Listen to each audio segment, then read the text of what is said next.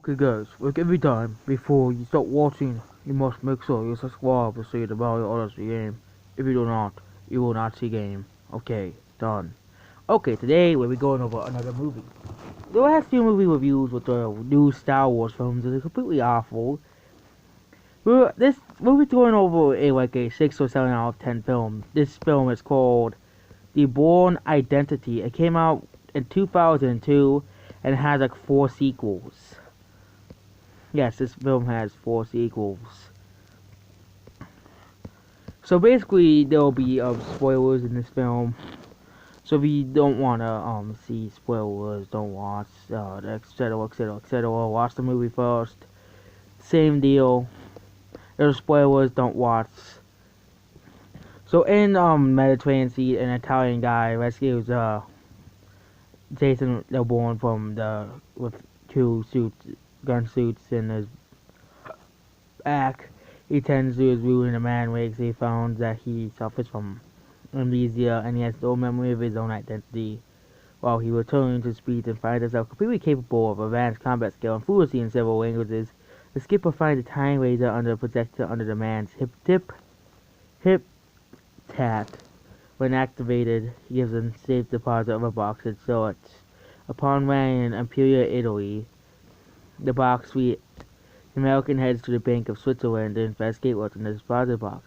He finds a cage a lot of money and various currencies and numerous passwords and identity cards of his picture all on all of them. For a handgun, the man takes everything and the gun, but the gun, and leaves, opting to use the name on the American passport, Jason Bourne.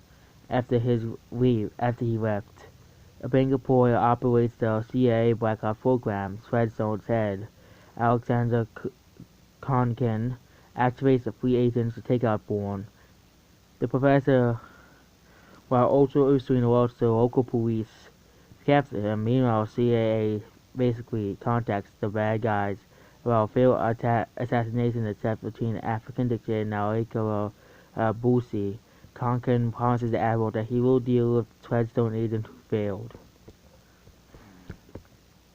So basically, Bourne attempts to evade the bad guys by using his Swiss passport to enter the American consulate, but he's caught by the guards.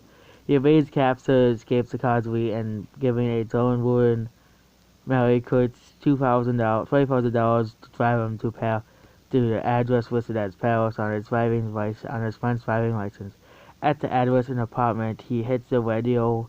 Slowly reaches a hotel. He inquires about the names on his passport now, worrying that John Michael Caine had been registered but died 2 weeks prior in the car. But it's actually him. Yes, he's John Michael Caine. Castel Empress is born and married in an apartment. The guy Bourne basically beats him, and several nights after getting interrogated, Castel throws himself out of a window to his death. Mary finds out wanted boasts of Bourne and herself. After agonizing, agrees to continue to help Bourne. After the chase was Bourne invades Paris and releases Cal. The two fugitives spend a night together in a Paris hotel.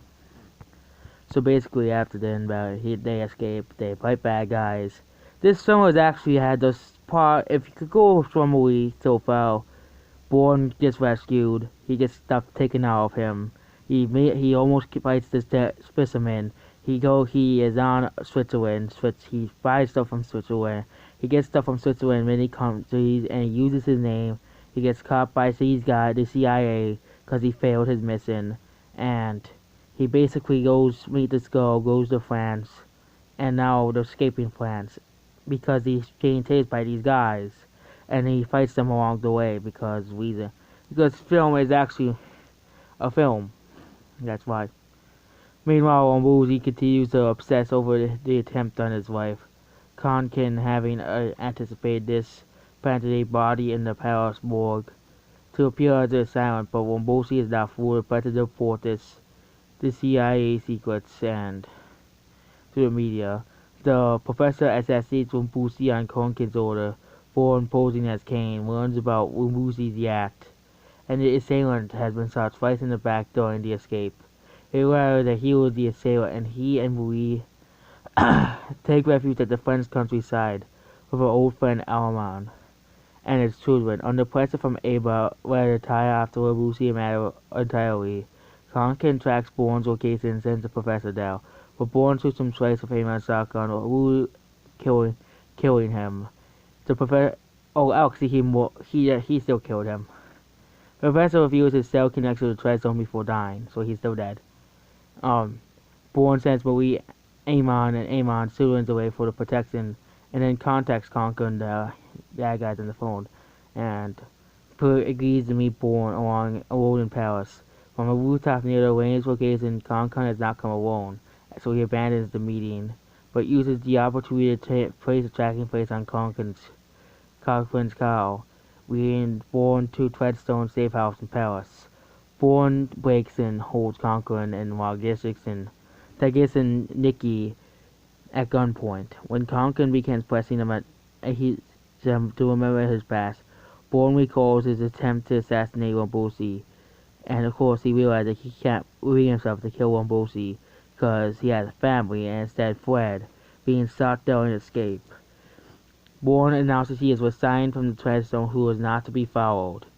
As agents descend from the safe house, Bourne fights his way free. When Conkin leaves his safe house, he encounters Manhelm, who kills him under Abbott's orders. Abbott then shuts down the Treadstone. Abbott reports a oversight committee that Treadstone is all but discommissioned. Before discussion turns to a new project called Black Bear. On the final scene, Bourne finds Mary letting out scooters and as well as in the two reunite. So, is this film good? It's an okay film. There's action. The story is a bit more simple. It's just a simple story about a guy not remembering himself and trying to figure out himself. It's a okay movie. It's like a 7 out of 10 movie. It's not the greatest, not the worst. It's not as boring as it's a fun movie, and it's a fun movie to watch. But I won't say it's the best movie out there. Especially there's other movies that do a similar thing and are way better than this film. So overall, this film is a 7 out of 10 film. It's a fun film to watch, and it's a decent film out there. So basically, this is just like the Mission Impossible movies and Bond movies. They make a lot of these because they make money though. They're just action movies and fun to watch.